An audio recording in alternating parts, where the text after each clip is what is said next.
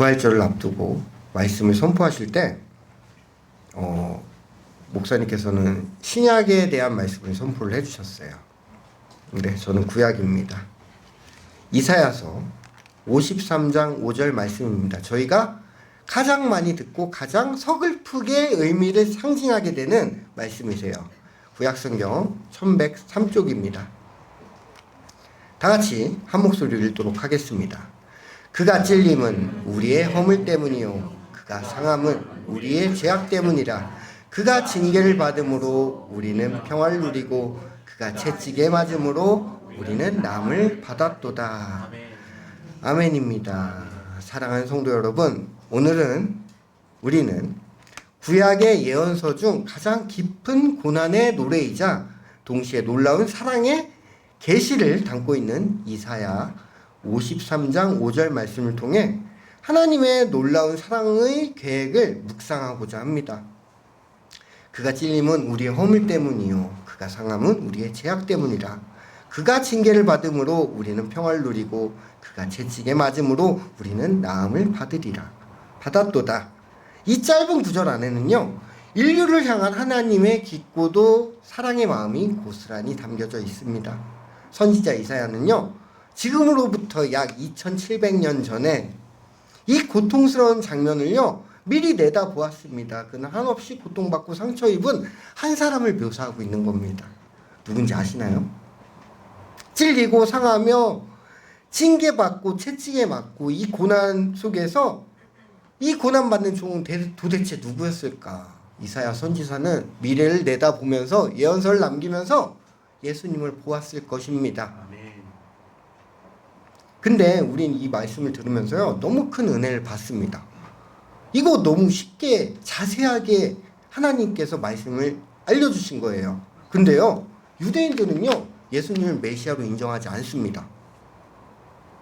또 어떤 그 유언비어에 의하면 유대인들의 성경에는 53장이 빠져 있다라는 얘기 들어보신 적 있으세요?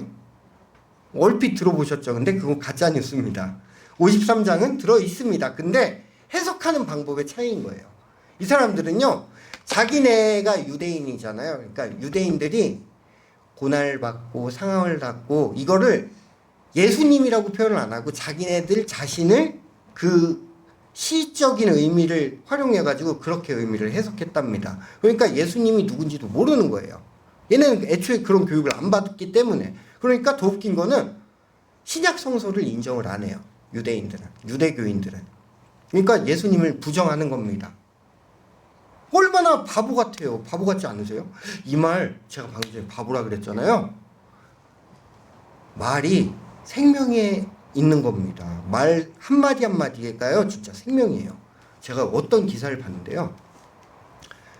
형법 311조가 어떤 법률안인지 아세요? 모욕죄입니다. 모욕죄. 근데 이 모욕죄는요, 모욕죄를 해서 사건 접수가 돼서 진행이 시작되면은 최소 1년 이하의 징역, 200만 원 이하의 벌금입니다. 되게 무섭죠. 모욕죄가 뭐냐? 우리나라 판례가 있었어요. 이 멍청한 녀석아 모욕받은 겁니다. 이걸로 벌금을 냈어요. 카페에서 일하는 직원한테 만인들이 보는 자리에서 이 멍청한 녀석아 이렇게 얘기를 했대요. 그랬더니 재판 판결 사례가 나온 거예요. 모욕죄 되게 무섭죠. 멍청한 녀석아 라고 했는데 판결을 받고 벌금을 냈답니다. 말이 그렇게 소중한 건데요, 우리나라에선 지키고 있었는데 여러분들 모르셨죠. 하나님도요 내 입에서 내 혀로에서 선포되는 말씀 가지고 네가 그렇게 살 거니까 네 고난은 네 입으로 통해서 시작되는 거야 이렇게 많이 말씀을 해주셨어요. 그리고 우리는요 이 말씀을 크게 큰 소리로 내면서 읽으면서 예수님이 누구시라는 거를 얼마만큼 우리를 사랑하시는지 우리는 느낄 수 있었습니다. 근데요 유대인들, 유대교를 믿는 사람들은요 이걸 믿지 않는 거예요. 제가 뭐라고 얘기하면 큰 실수를 할 뻔했습니다. 모욕죄를 쓸 뻔했어요 유대교인들한테. 근데 그렇게 무서운 세상이 됐습니다. 그러니까 남들한테요 농담이래도 그 사람이 상할 수도 있으니까 말을 함부로 해서는 안 되는 것입니다. 그렇지만 기분 좋은 얘기, 선포되는 말, 하나님의 말씀을 선포할 때는요, 그 말씀 때문에 서로 용기를 얻고 희망을 얻고 주님을 바라보며 한 울타리 안에서 서로 격려하고 기도하면서 살아갈 수 있는 겁니다. 사랑하는 성도 여러분, 깊이 한번 생각을 해보십시오. 우리 죄와 허물이 얼마나 크고 무겁기에 한 사람이 그토록 처참한 고통을 당해야만 했을까요?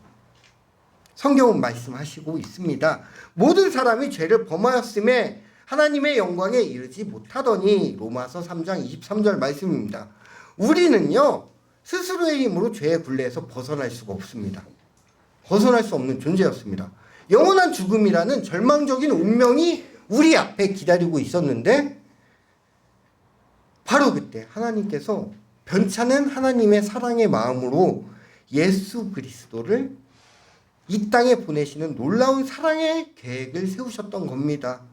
죄 없으신 분, 그분이 우리 죄를 대신 짊어지고 십자가의 고난을 당하신 것입니다. 그가 찔림은 우리의 허물 때문이었습니다. 우리가 지은 수많은 죄악들이 날카로운 창들처럼 그의 심장을 꿰뚫었습니다. 그가 상함은 우리의 죄악 때문이었습니다. 우리는요, 우리의 죄의 무게 때문에 그의 어깨를 짓누르고 있었습니다. 그 형체를 알아볼 수 없을 정도로 상하게 했습니다. 몸을요. 그가 징계를 받음으로 우리는 평화를 누렸습니다. 오전에요, 그 목사님 선포된 말씀 중에 가장 기억나는 말씀이 있었어요. 누가복음 19장 38절 말씀이었습니다. 다시 신약으로 잠깐만 돌아가도록 하겠습니다. 제가 읽도록 하겠습니다. 이르되 찬송하리로다 주의 이름으로 오시는 왕이여, 하늘엔 평화여, 가장 높은 곳에서는 영광이로다 하니. 이 말이 얼마나 슬픈 얘기인지 아세요? 그 예수님이 이틀 뒤에 이제 십자가에 매달려서 저희 죄 때문에 죄값을 치르시고 하나님과의 관계를 회복해 주시는데, 그 사실을 알면서 이 소리를 들으면서 그 안에 들어갔다는 겁니다. 얼마나 슬퍼요. 내가 내일 모레면은 너희들 때문에 죽게 될 거야. 내가 왕으로 온 건 맞는데 니네는 날 알아보지 못해. 지금까지도 유대교인들은요, 끝까지 알아보지 못해요. 답답할 뿐입니다. 근데 우리는요, 이 마음을 이제 다음 주면 부활절인데, 그 부활절 전에 그 고통이요, 어마어마했으리라는 거는 여러분들이 더 잘 아실 겁니다. 느끼실 거예요. 하나님이 자기의 소중한 사랑하는 자식을 우리를 위해서 이렇게 보내셨다는 거에 대해서는 우리는요, 감사함으로 눈물이 날 수밖에 없는 겁니다. 예수님의 고난은요, 우리를 향한 하나님의 극진한 사랑의 증거입니다.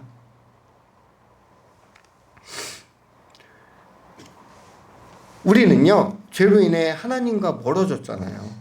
영원한 형벌 아래 놓일 수밖에 없는 사람들을 위해서 하나님께서 우리를 너무너무 사랑하셔서 독생자 예수 그리스도를 보내주신 겁니다. 그리고 우리의 죄를 대신해서 짊어지시게 하고 십자가에서 고통스러운 죽음을 맞이하게 되신 겁니다. 그 찔림과 상함, 그 징계와 책질질은 바로 우리를 죄에서, 사망에서, 사망 권세에서 해방하시고 영원한 생명을 주시기 위한 하나님의 진짜 아낌없는 사랑의 표현이었던 겁니다. 둘째로요, 예수님의 희생을 통해 우리는 하나님의 사랑받는 자녀가 되었습니다. 너무 당당하게 자녀가 된 거예요. 예수 그리스도의 보혈로 말미암아 우리는요, 모든 죄에서 깨끗하게 되었습니다. 씻겨졌습니다. 더 이상 우리는요, 죄의 종이 아니라 하나님의 자녀로서 당당하게 그분 앞에 나아갈 수 있는 영광을 얻게 되온 겁니다. 로마서 8장 15절은 이렇게 선포합니다. 너희는 다시 무서워하는 종의 영을 받지 아니하고 양자의 영을 받았으므로 아바 아버지라고 부르짖느니라. 아멘입니다. 우리 예수 그리스도가 십자가에 은혜를 통해서 하나님의 사랑하는 자녀, 우리는요, 상속자가 된 겁니다. 하나님께서는요, 우리를 향한 무한한 사랑으로 우리를 항상 품어주시고 그 찬양 중에 이런 찬양이 많아요. 너의 힘든 한숨 소리에도 귀 기울이신다고. 너무 어찌나 감사한지 모릅니다. 그 감정을 생각할 때마다 저절로 눈물이 나는 거예요. 이것이 바로 하나님의 사랑의 계획입니다. 그 말씀 한 구절이긴 하지만 이 한 구절 안에 생명이 들어있는 거예요. 저희가 무엇을 보면서 앞으로 나아갈지,